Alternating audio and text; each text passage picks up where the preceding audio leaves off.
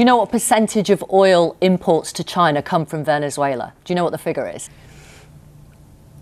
Well, she tried to justify a new foreign policy based on a lie, and Victoria Derbyshire caught her in 4K. You are about to watch a Trump ambassador get absolutely humiliated by basic math. If you want to see more breakdowns, show your support by hitting the like and subscribe buttons, and don't forget to ring that notification bell so you never miss a video. Now, let's watch this together, and then I'll give my 2 cents at the end. Carla Sands, is Greenland next then? Well, I don't speak for the president, but I will say that he's certainly getting our Western Hemisphere in a safer shape than it was under previous administrations. But do you think it's possible that a NATO member is going to take over another NATO member? Well, I think it's to be determined what he does next, but I do think we have more trouble south of the border. For instance, Mexico is basically a narco-state run by the cartels. So I'm sure he's talking to the Mexican leadership, asking them to get things in a good place. But when we see what's happening from Colombia, he's right. I mean, things are not in a good place. I noticed he said kind of Cuba's not doing so well. We'll just let it collapse on itself. President Trump looks at the world as it is, not as he wishes it was.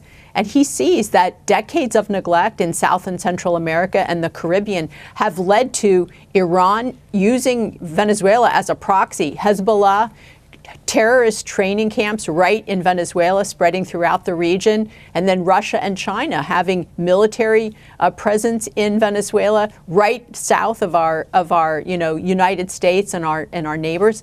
Not a good look. Right. Not good. It's been neglected. When you mentioned China, when you were, in fact, not when you were ambassador to Denmark, but actually just a couple of years ago, you criticised in a speech China's increasing aggression, and you said that Taiwan was on the precipice, quote unquote.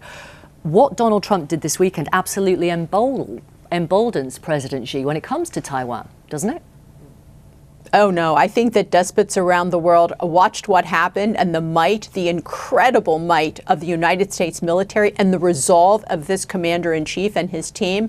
And I think they are having second and third thoughts about invading other countries. Are you serious? Venezuela was not under an actual president. President Xi, there was an illegitimate leader in the country. President Xi, President Putin.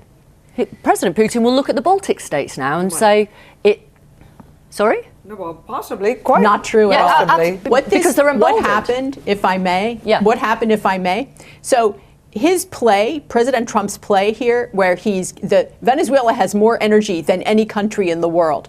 It's energy rich, and it's all going to China.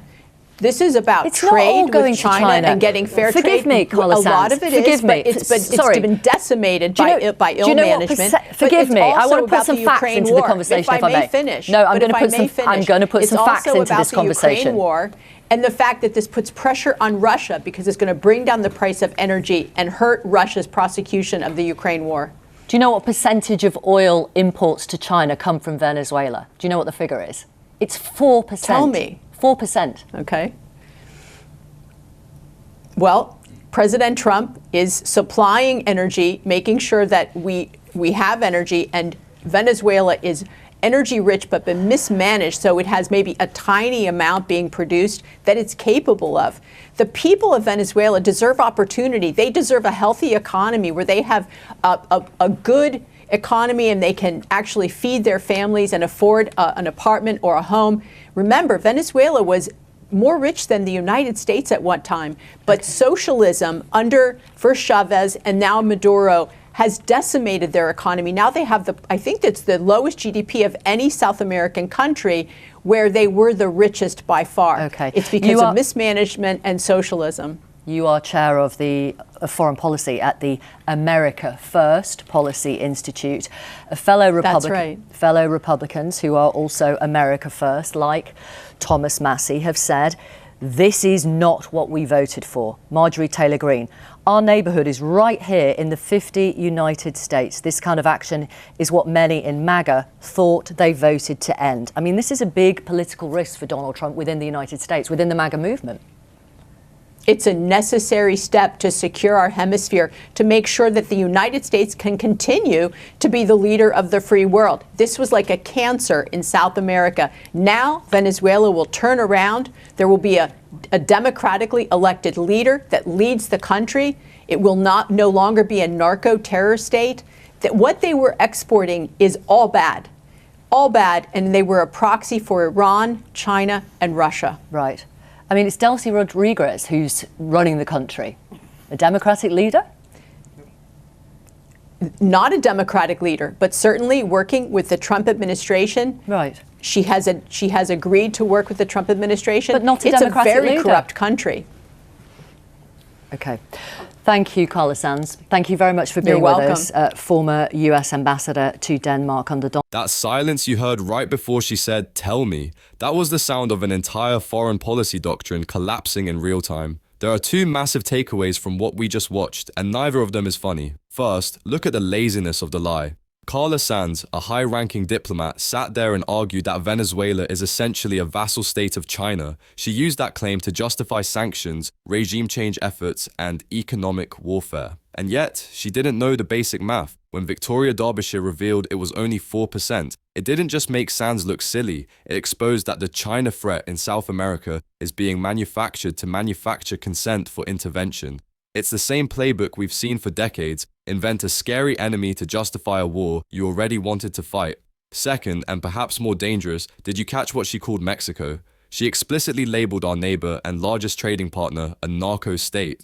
In the MAGA world, narco-state isn't just an insult, it's a legal categorization.